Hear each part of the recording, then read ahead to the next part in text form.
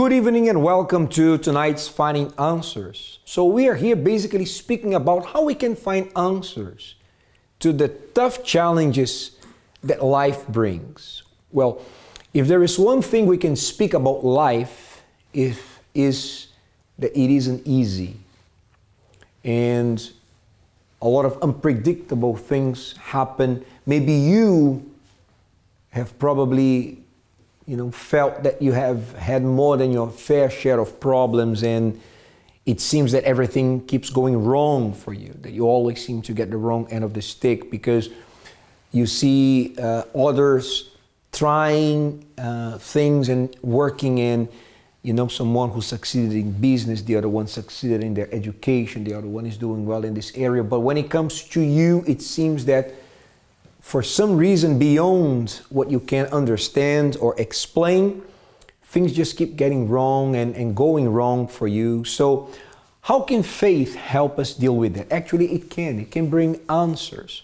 And even the story of this lady that you're going to see, she could say that she was someone that was faced with a very serious situation right after something so good and positive happened to her, marrying the love of her life.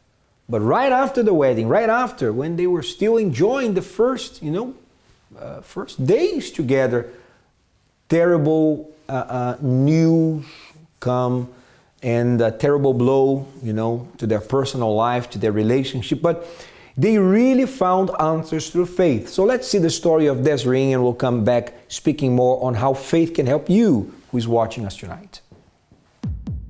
In that very moment, we were told that my husband has cancer. We were told that the cancer cells were very active and that he needed to start chemotherapy in 2 weeks' time. We had just gotten married about 5 days before finding out that he had cancer. Having to fly back an emergency flight back to England to find out this news was heartbreaking. We looked at each other in shock. We couldn't believe this is what we were coming home to. As he was in hospital and I was home alone, I would just cry.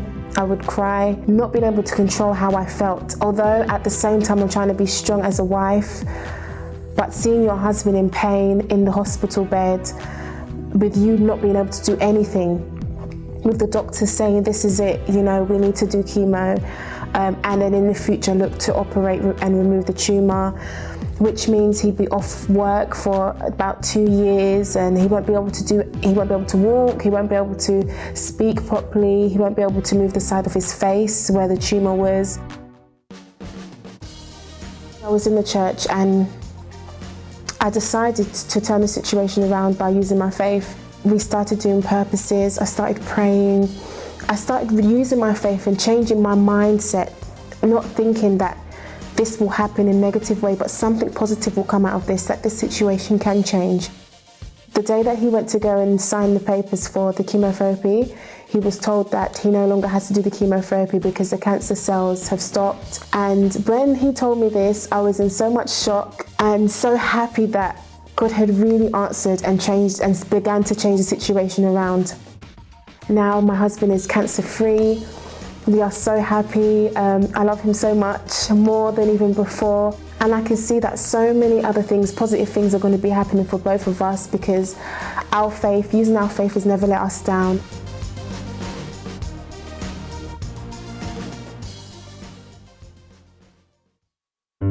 A near-death experience is a personal experience associated with impending death and encompasses multiple sensations, including detachment from the body, feelings of levitation, serenity, and even the presence of light. Around 20% of cardiac arrest survivors and 4.9% of the general population are estimated to have had a near-death experience. But they are believed to be underreported, so the actual number of people who have had one is probably much higher. People who experience near-death experiences often claim that they see a tunnel, dead relatives, and some even suggest seeing angels and God. Some theologians use this as direct evidence of the existence of God. Skeptics Skeptics argue that they result from nothing more than brain activity or psychological constructions of a dying brain. Yet people who have had these claims suggest that it is real. So, whether they are real occurrences that can be scientifically backed up or not is, in many ways, irrelevant. What is certain is that people who have had near-death experiences believe in the realness of the experience. And the experience, they say, is extraordinary. So as you could see, the topic for tonight is near-death experiences. Is there such a thing? Do you believe it's real? Have you ever had one? So give us the next 30 minutes. Let us inspire you. Let us help you, bless you through what's going to be shown here on tonight's episode. But before we exploit tonight's topic, let me go back a little bit on the story of Desiree. So you could see, right after something so positive is like her dream fulfilled, the devastating news that her newlywed husband had cancer, and a very serious, aggressive form of cancer, and so many possible scenarios that the doctors presented to her. Probably he will not talk again, we'll have to do this and that. But today they are a married couple, they are happy together, they found answers through faith. So do you believe in the power of prayer? Are you in a situation that you see that it's beyond your strength and your power and your knowledge to overcome? So don't go anywhere. Call us right now. By the way, this is the number that you can call now because we are live. This is a live show. We have trained advisors here, people that can pray for you, spiritual people that can give you proper advice. And no matter what your situation is, listen, even if you were told that there is no way for you, we believe there is a way. Don't give up on yourself, because if you want to talk to someone who believes that things can change, if you want to team up with someone that is positive, speak to an advisor now. Get help. 0207-686-6300. The prayer will be done closer to the end of tonight's episode, in a little bit less than half an hour from now. Well, tonight with us we have Lisa. Good evening, Lisa. Good evening. So we're talking about near-death experiences. I believe you have some details about tonight's topic. Before I speak about my thoughts, I would like you to listen to what are your thoughts. Well, as the voiceover suggested, I think a lot of people are on the fence about near-death experiences. Some people do believe in it, and some people are quite skeptical on the subject matter. So near-death experiences may be associated with religion and the idea of heaven. But people of all cultures and religious backgrounds have experienced them, so it's not directly just attached to religion as a lot of people do think. But what is actually entailed in a near-death experience, and what are the stages? The first phase, scientists would say, is dissociation. So this is when the individual does not feel connected with the physical body or the world around them. Mm-hmm. The second phase would be quite a naturalistic stage, and this involves more of a focus on the natural world where colours, sounds and senses are sharpened. The third phase would be supernatural, that people would experience, and this is what most of us would probably think of when we imagine a near-death experience. It is the whole seeing the light at the end of the tunnel element and communicating with a loved one who has passed away. And the fourth that people claim to have experienced would be the return to the physical body.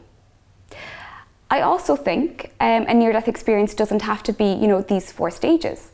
I think also a near-death experience could be something where you escaped death, quite closely, and you didn't have to experience these four stages, or even contemplating perhaps maybe suicide, or taking one's own life. I think that could be quite a near-death experience that you have endured, but you didn't have to go through these four stages in order to, commit an act, essentially. But when we do talk about near-death experiences, these are the four stages that people do associate with the supernatural element of it. Right. We hear it's not something uncommon to find people talking about it. We're not here to judge if people are telling the truth or not. I believe many of them are sincere, if it happened or not. But from the point of view of faith and a biblical point of view, death is so strange to us and even scary to many, because originally When God designed the human being, He didn't design the human being to die. You know, the first creatures, Adam and Eve, they were meant to be eternal. So the idea of death, which has to do with separation of the body, mind, and soul, which are, you know, connected. After death, there is the split. It's something that came after the fall. What fall, you may ask? Well, the fall called disobedience. So when the man, by his own decision, understanding that the word of God was, please do not touch this, you shouldn't, because if you touch, there's consequences. He was supposed to see the tree and obey, but he decided not to. So by his own decision, he brought death, he brought chaos that we see in this world today. Everything started at that moment. So if the disobedience brought the chaos and death, then logically obedience to the word of God will bring life, will bring balance, right? Will bring order to things, the opposite of chaos. And maybe you, viewer, you see that things are all out of place in your life. Your love life is upside down. Physically speaking, nothing is working for you. You know, you're always sick. When you get rid of one problem, there is another one in another area of your body. Family falling apart. Addictions taking over. No peace. Awake at this time because you know, probably you're guessing, well, here goes another night of no good sleep and I'm just having to settle for just a few hours. Well, if this has been your life, you can, through faith, overcome that. But what is this faith we're talking about? It's a faith that is connected to obedience. Obedience to what? To the Word of God. It is the most ancient word that exists. And if you decide to obey, just put it to the test. Learn from it, obey, practice. Because there is no point in only knowing it if we don't practice. As we practice, things change. It is what happened to Desreen, the lady that just spoke in the beginning. It is what happened with Ronie, the live guest we have here tonight, whose marriage was really falling apart, and she even was contemplating, you know, putting an end to her husband's life. Imagine.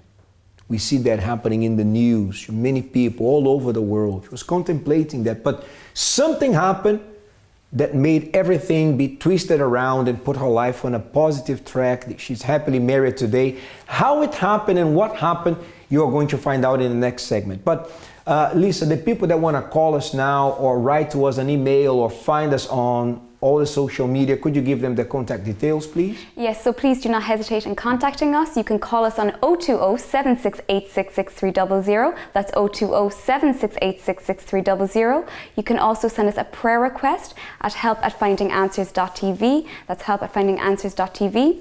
If you'd like to contact us through social media, you can. So please do send us a private prayer request through Facebook if you would like to message us. That's Finding Answers. You can also search for us on YouTube if you search for Finding Answers, and we're also available on Instagram and Twitter if you search for @FindingAnswers. We would love to hear from you. Very good. So you can connect with us now, and we're going to have a break, and by the time we come back, I'm sitting here with Ronie to talk about her story of success.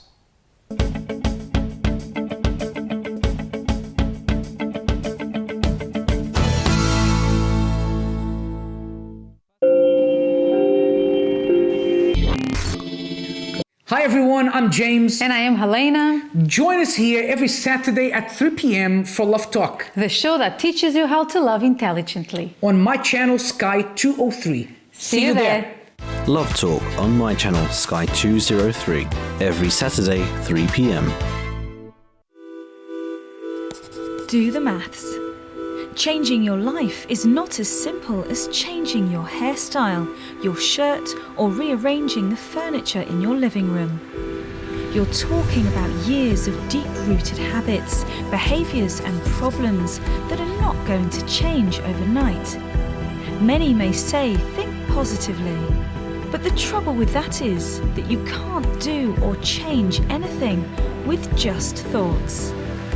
But add action into the equation and the outcome can be different. Let's do the maths.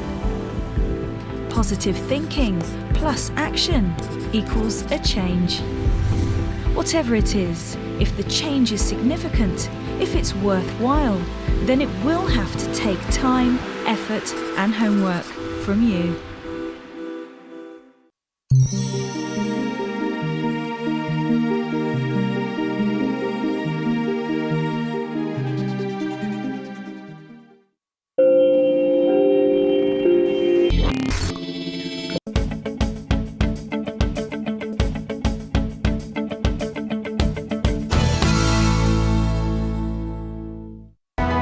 Pushing me for the rest of the week, so it's like a boost. Things were really tight. Today, the way I see myself is completely different.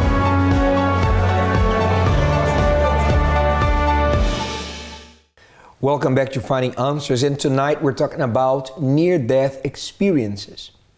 But not every near-death experience, as Lisa was speaking about in the beginning, has necessarily to do with seeing the vision of a tunnel or watching like the movie of your life, you know, passing through your mind as you're going through an experience where you know you could die. Sometimes it's something much more realistic in the sense of a danger, a situation that has to do with what one is going through at the moment, which was the case of Ronie, our live guest here. Good evening. Good evening. So thanks for coming to Finding Answers, first of all. Your problems mainly were your marriage. It was, yes. Talk to us about it, Ronie, please. Okay. I knew my husband for quite a long while because he grew up with my brothers. I have 3 brothers, and there was mainly one that he was really close to. So he was well known by the family. And, you know, at the time of knowing him as well, I was too young to be in a relationship, but I did like him, but I knew it wouldn't come out of anything. But then as time progressed, I got older and he invited me out.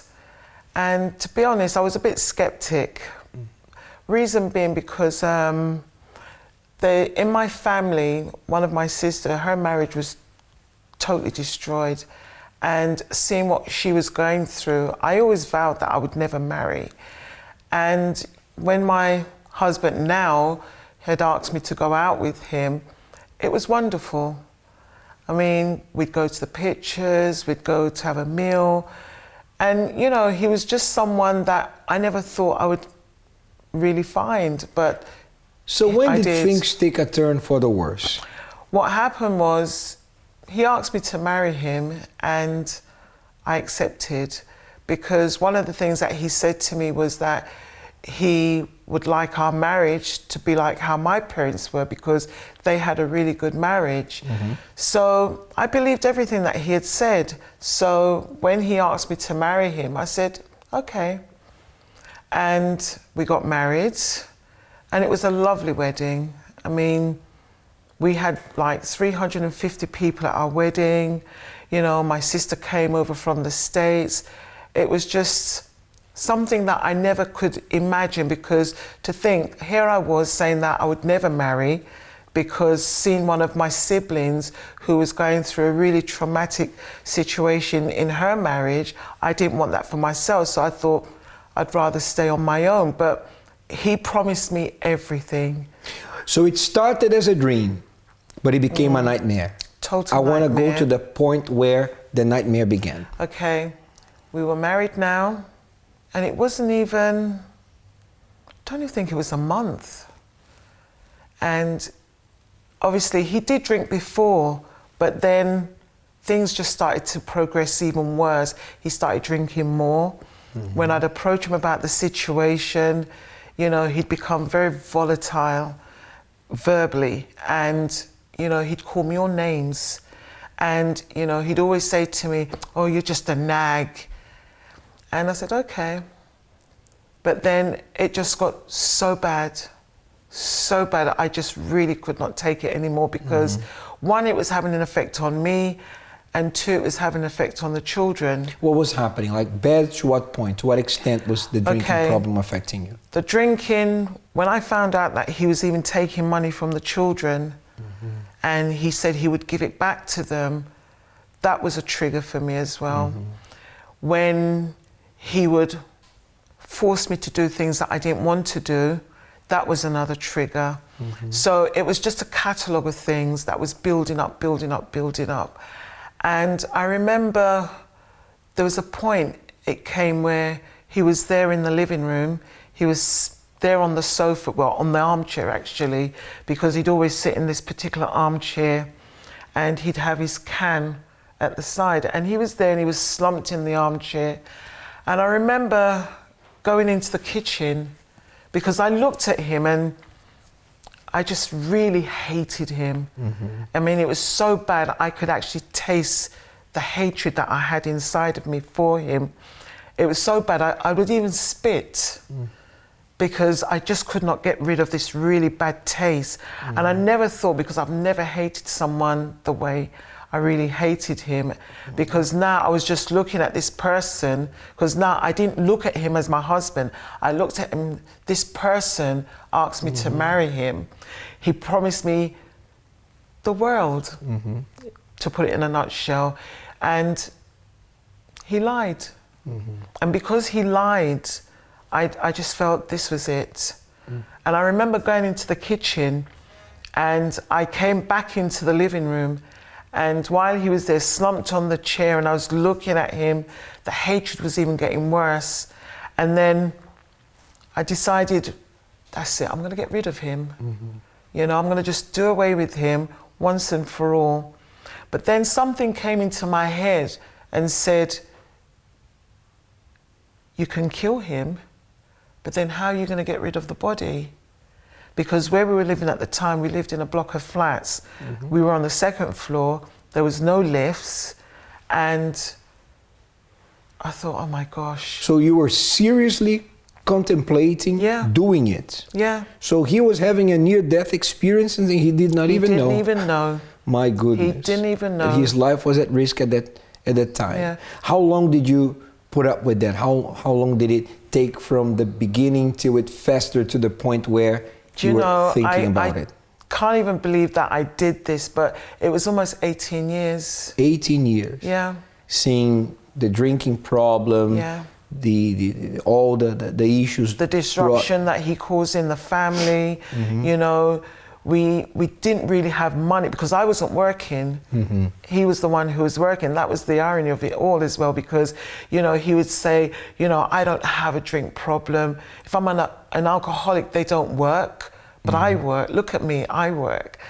And, you know, I said to him, it doesn't matter whether you work or not, you have a drink problem.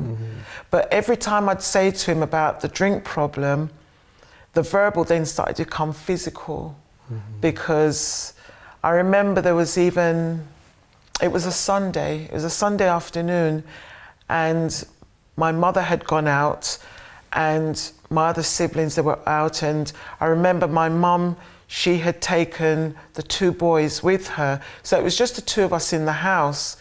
And I remember I was also pregnant with my third child, and we were arguing in the house, and it was so bad. I mean, as I said, at the time, he had such a very dirty mouth. It was very, very dirty. And for me, that was more painful. If he'd hit me, then at least I know that he'd hit me and then the pain would go. But the words that he would throw at me. And I remember that Sunday we were there, and as he was really going on, I remember in my mum's bedroom on the table, there was a 5-litre bottle of cognac that my sister had sent to her from the States. And I didn't even realise, it was only when I took that bottle and I smashed it over his head, and then I saw the blood, there was just blood everywhere. Then I realised I did it.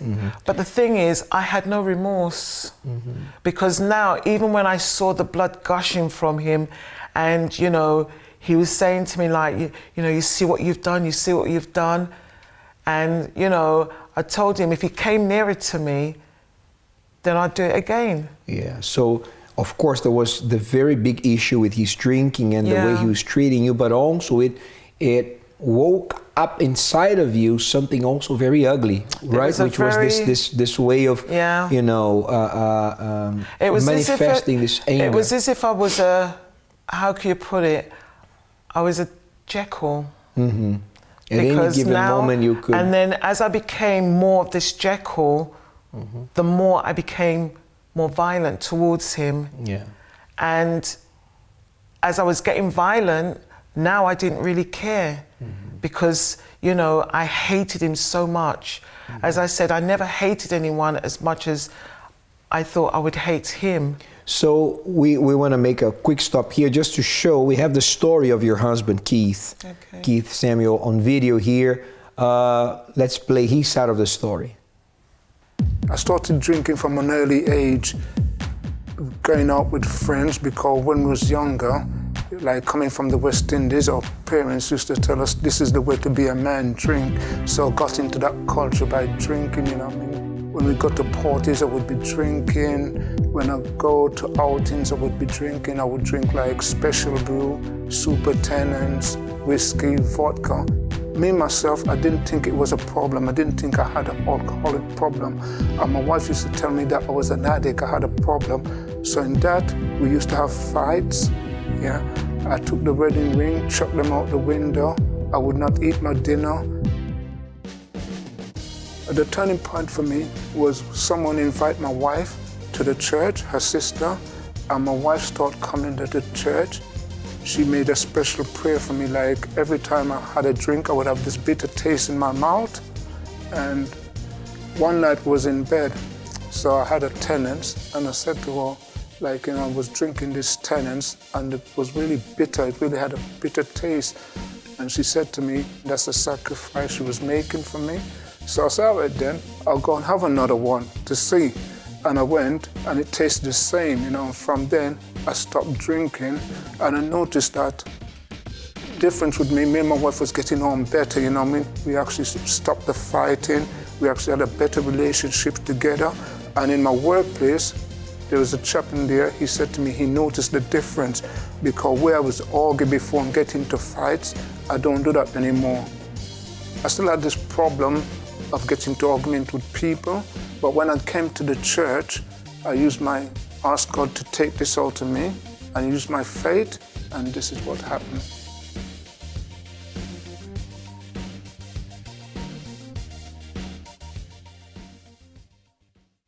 So there you saw already how your faith was able to set him free, to make a huge impact in his life. So there you go, Keith's side of the story. But before things got better, as he just stated, they got worse for you, right? Yes, it was a time, you said actually twice, that you were contemplating putting an end to your own life. Well, we're not going to talk about this now. We're going to go to a break. So if you are going through the same, maybe this is going on in your house or in the house of someone you know, and you feel so powerless, you don't know what to do to help this person, you can call now and find help. The same faith that helped Ronie and Keith can help you too. It's already in you. It's not anything extra you need. You just have to learn how to use this power, how to unlock it.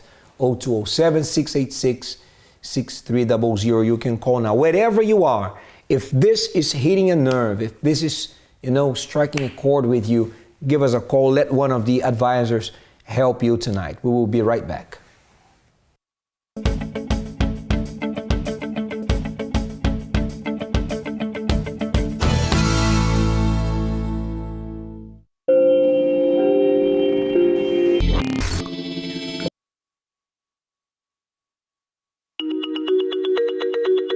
So, maybe you're thinking about making some big changes or setting some ambitious goals for yourself. Maybe you want to lose 20 pounds or read through the Bible.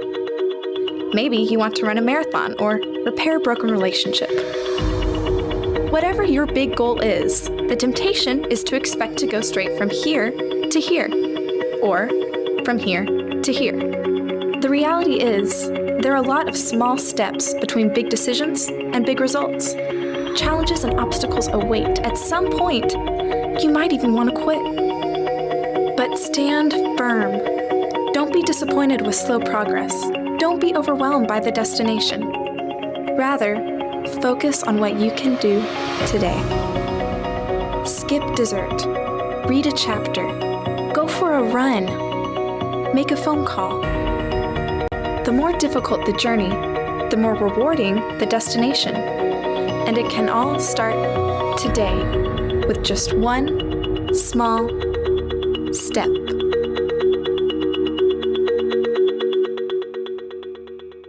Come on, spin me around now, I don't wanna go home. 'Cause when you hold me like this, you know my heart skips a beat. I know I should, but I can't leave it alone.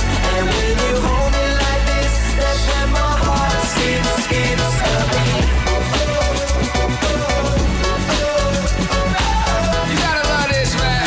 So work it, make it, do it, makes us harder, better, faster, stronger. My Channel TV, featuring a kaleidoscopic daily dose of programming. Stay with us every day and explore politics, economics, science, technology, lifestyle, culture, sports, and much more.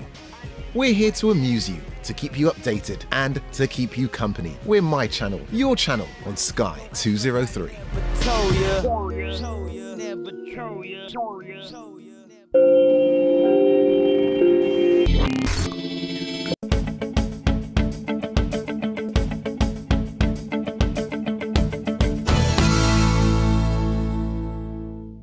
Welcome back to Finding Answers. We're talking about near-death experiences, and in the next segment, Pastor Ade is joining us in the discussion about tonight's topic. And remember, we are going to pray on your behalf. If you want to include your name in the prayer list for tonight, your name, the name of a loved one, whether you need a special prayer for your marriage, you're going through difficulties in your marriage like Ronie was going through, or your health, issue with the family, financial, no matter what issue it is that you can't seem to overcome by yourself, look for help.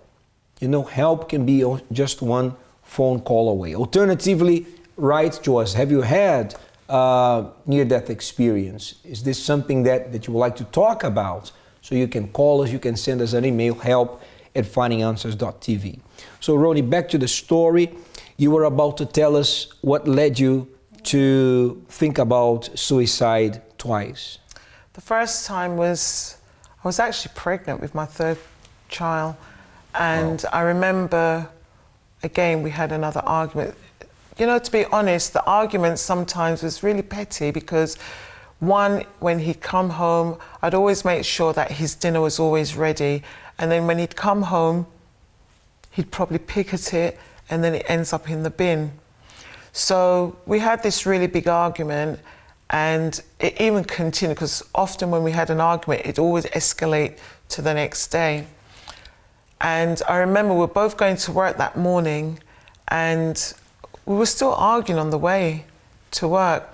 But I went off ahead of him, and I got the bus, and I remember, I'll never forget, it was Edmonton at the time. It was like a dual carriageway. It's not like how it is today.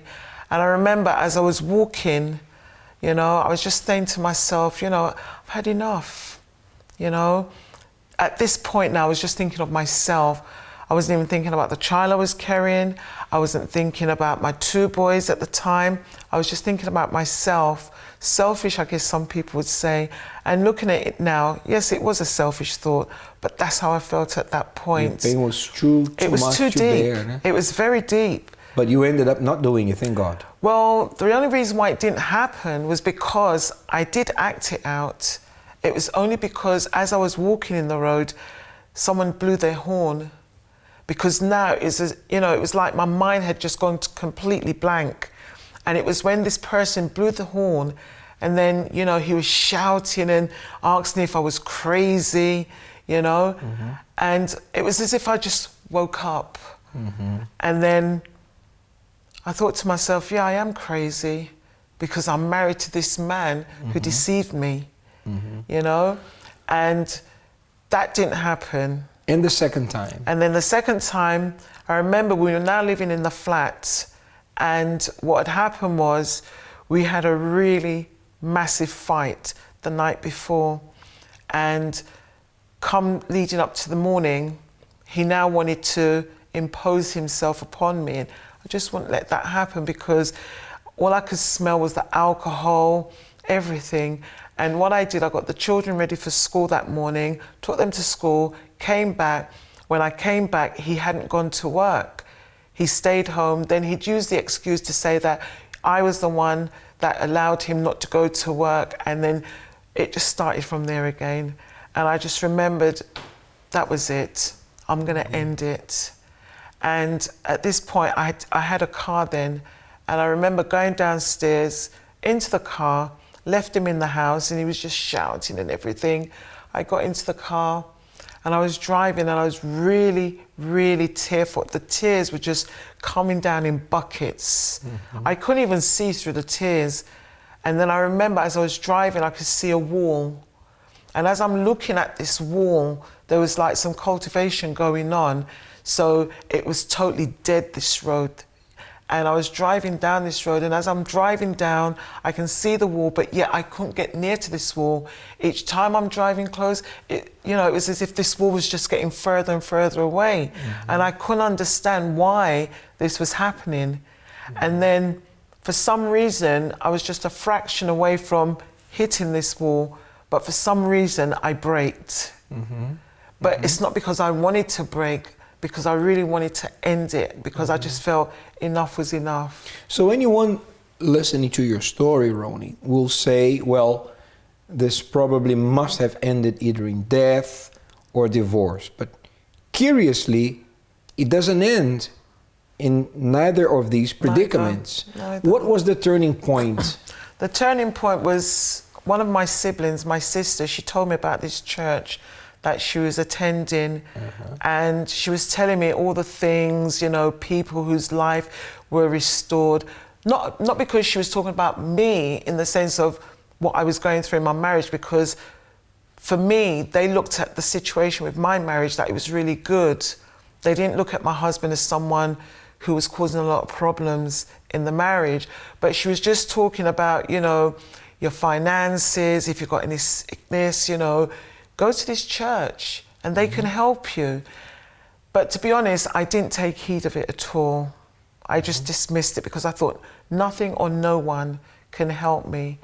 But I remember it was a Sunday and, the situation again, it got really bad. And I remember saying to one of my children to go upstairs and to get this card that I was given.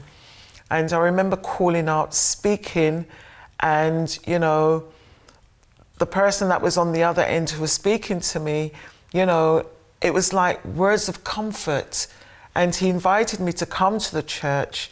And I remember going there on the Monday, and I was sitting down and I was pouring out everything to him. And it was as if, I'd only known him for like less than half an hour, but yet the words that he was giving me, words of comfort, inviting me to even stay for the meeting that day.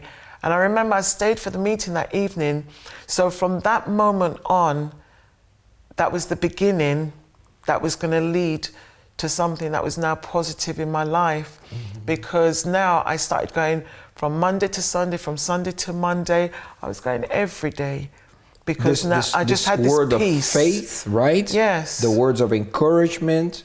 It made that spark of faith that was dead, right? Totally the fire dead. of faith was there because even you didn't believe that anything would change. Well, I didn't even know how to use my faith. But you learned about it. Yeah. And you kept learning about it. How did the situation start to change? As time went on, using my faith and, reading the word from the Bible, reading God's words and knowing that his words are the only thing that is going to help me. But one thing that I had to overcome was taking in what was being said, because before I wouldn't. And because now I was listening to the word and I was now being obedient to his word, I then started to see changes. I even participated whereby, I did purposes and everything. And because of my faith, it was now strong, because I had this, you know, this strong assurance now that situation was going to change. So instead of working with him first, you worked with yourself I first, had to work right? with myself. Then when you got stronger in the faith, I heard him mention in the video that something about drinking something and feeling that he What didn't want to drink. happened was, I actually did make that sacrifice for him. I did. So what was it? Did you kill an animal or anything? No, or the sacrifice? Through my faith, I then asked God, you know, I said, I believe in you and I believe in your word, and I know that only you can make this situation change. Right. And I said to him that what I want him to do is to, every time my husband took a drink, I told him, put this bitter taste in his mouth. And I said to him, if he took another sip, just make that taste even more bitter. I said, even make him violently ill. Because I said, I don't want him to drink lager. I said, I don't want him to drink wine. I said, he has to be totally free from any source of alcohol. So that was your vow with God. From That getting was my closer vow. to you, from using my faith, Yeah. you have to change. Yes. Because of course, you know, God is bigger than your husband's problem. Exactly. You know, he's bigger than any addiction. He's bigger than any financial problem. You know, even when there's no solution in the way that we can see, God can see the solution, the answer, because he's looking at our situation from a totally different point of view. So that was your faith. That was my What was the faith. outcome of that? The outcome was, as my husband was saying, we were in the bedroom and we were watching TV, and he turned and he said to me, like, you know, calls me Ro. He said, Ro. I said, yes. And he said, you know, I had a drink today. And I said, what's new? And he said, no. I had a drink today and it tasted really bitter, you know? And I said, yeah. And he said, but I tried again and it tasted even worse. And I remember looking up in the ceiling and just, in my mind, I just said, thank you, my God.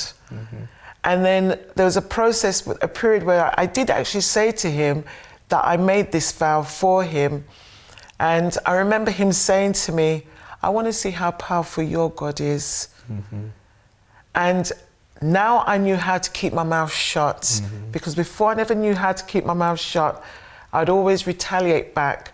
But this time I knew that God had given me the answer that I wanted. What did he do? Well, it was a sunny day and he went to the off license and he went to take a can of lager out of the freezer, and instead of taking the can out, he took out a Coke, and then he thought, oh, I might as well just drink it. And I remember from that moment, we then went to Paris, and we were walking along the seafront, and there was some guys that were there. They were selling like cockles and wine, and again, he's trying to test God. And as you said, who's greater than him? And he took the wine, and I remember he took a sip of it, and throughout that day, he was so unwell, so unwell. And from that moment to this day, it's been more than 12 years, he hasn't touched a drink. It's very strong. Yeah. He stopped drinking. Totally. He doesn't drink today. Not at all. I mean, there was even a time when he tried to drink some, was it ginger ale? And he said, oh, this has got alcohol in it. And I'm saying to him, like, it hasn't. And he's saying, it has. And I said, thank you, my God. Right, this what else to say? You know, it's a miracle. It's something that only, you know, the power of God explains. But it happened because, you know, even though you didn't believe that much, but you went to look for help. You accepted, you know, the invitation to go to this place where you can find about faith. Is what you viewer needs to do. Because the God who changed Ronie and her husband, her marriage and her life, can do the same for you, of course. You know. Now, you are still married, right? 34 years. 34 years. Yes. You have the children, right? Who are some of them following in the same pathway of faith, right? They serve God too. And he doesn't drink anymore. No. You were able to forgive him. How is the relationship today? The relationship is very good. It's really good. I mean, if anyone says they're in a marriage and there's no sort of differences, then it's not a marriage. Yes. The difference with myself and my husband today is that if I don't agree with something that he says or vice versa, it's not something that goes out of proportion, and it's not something that continues for days on end. No, it finishes there and then. Right. So, you know, for me today, I can really say that, you know, I've got so much to thank God for, so much. And, you know, in the way that he's taught me how to use my faith, how he's taught me to believe in him, because without his word, without knowing how to use that faith, then I wouldn't be here sitting down talking to you. Very good. Congratulations Thank you. on this. Okay, it's a miracle. I am pretty sure that people who knew you both from before and see the way you are Definitely, now, yes. you know, it's a living example, a living sample of God's power, and it's the same he's willing to do in your life. Give yourself this chance, get help, call us, send us an email, connect. The opportunity is being given to you tonight. So you can seize this opportunity. Okay, we're gonna go to a break. Pastor Ade is is coming also in the next segment to have a discussion on this, how we can find solutions and answers through the power of faith. We'll be back after this.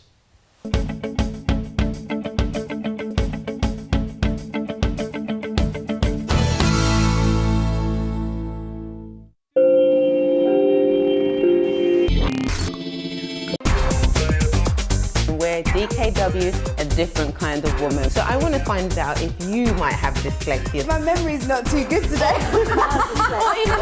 And it's almost like you have to be this superwoman. Years and years ago when I watched Titanic, and obviously My Heart Will Go On came on, and it just brought me back to that time. And I was with 4 other sisters. Lord have mercy. So you know how they were. You're not gonna go over there and say nothing. Come on, a little closer now, and let me know that you're mine. Woo! It's going to be your turn to do your macaroons. No competition. We're here at Britain's Top Designer 2015.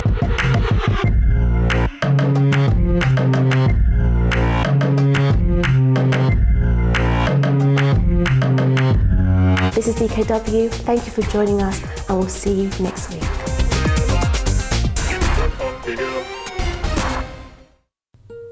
The pursuit of happiness. What will make you happy? Success? Fame? New shoes? Financial security? Love? Education? Independence? Family? Sometimes in the pursuit of things we think will bring us happiness, sometimes we fail to see that we aren't happy, or we never find it. We live in a world of people.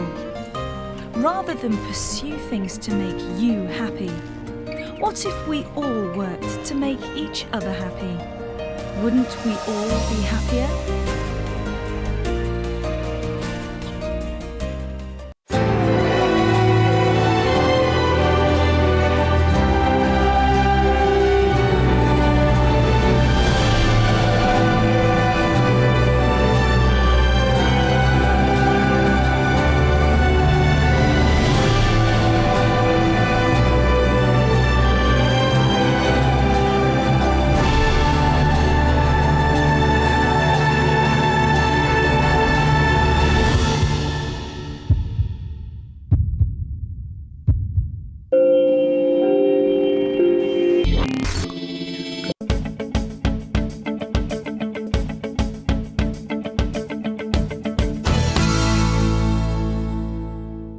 Welcome back to Finding Answers, and Pastor Ade is with us tonight. Good evening, Pastor Ade. Good evening, Pastor Edward. Yeah, we don't have a lot of time. We just have a few minutes before the end, and we want to pray. Right. But I would like, to ask your opinion. We know there's people right now that are going through near-death experiences. Right. Maybe not something that they are seeing or like, a vision or a tunnel or light in the end of the tunnel, but real life situations that are threatening, dangerous, maybe even contemplating suicide, but through faith they can find a solution. Exactly. Faith brings hope.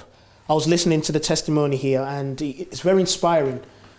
Although she may have gone through so much with her husband, but exercising the faith, which brought hope, the sense of belief that things can change, is what brought about the results. And today she's reaping the fruits of that. That's it. And if you see that you have gone to so many places and now you tell yourself, Edward, I tried everything. No, you have not tried everything. First of all, who knows what everything is? So you have tried probably many things. But if you have tried everything, you would have come to the solution of this problem already. So there is something that you can try now. And I would say not only try, do it. Decide it's going to work, which is to pray with us. We're going to pray now for you who called us. We're going to pray on your behalf. If you faithfully watch this program, you have a glass with water prepared. Now is the moment to grab a hold of it because it's the time for prayer. Prepare now for the moment of prayer. If you would like us to make a prayer for your health and general well-being, send your name and prayer request to help@findinganswers.tv. My Lord and my Father, once again we are here and we heard a very powerful example, a testimony of someone who went through so much, but through faith in you, her life, her marriage was able to completely turn around.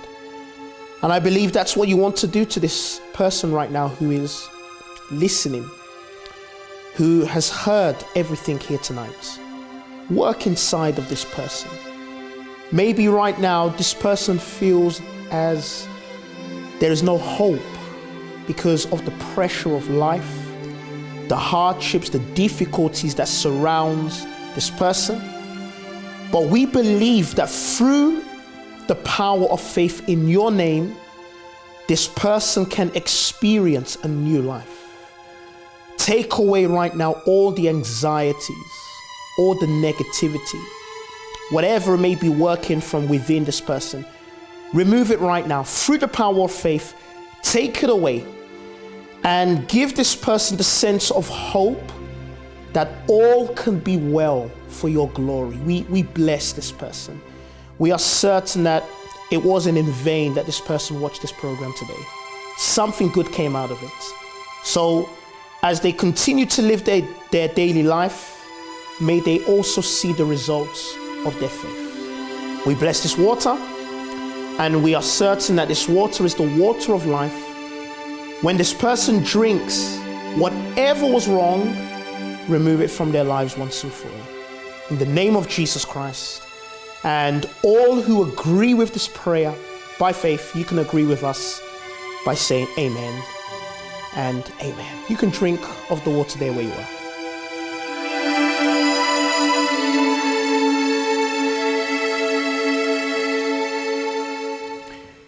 This is it. Pastor Adi, we have prayed and we are sure that the God who transformed the life of Ronie and her husband Keith has also touched the viewer who prayed with us. Absolutely. And all this person needs to do is continue to believe and exercise the faith that comes from within. That's it. Remember, you can still give us a call if you want to find out more information about this faith. Okay, we'll be here for a couple more minutes. It was a pleasure being with you. Have a wonderful night. Tomorrow, at the same time and station, right here, Pastor Michael Boudram will be joining us for the next edition of Finding Answers. Until then, good night. God bless.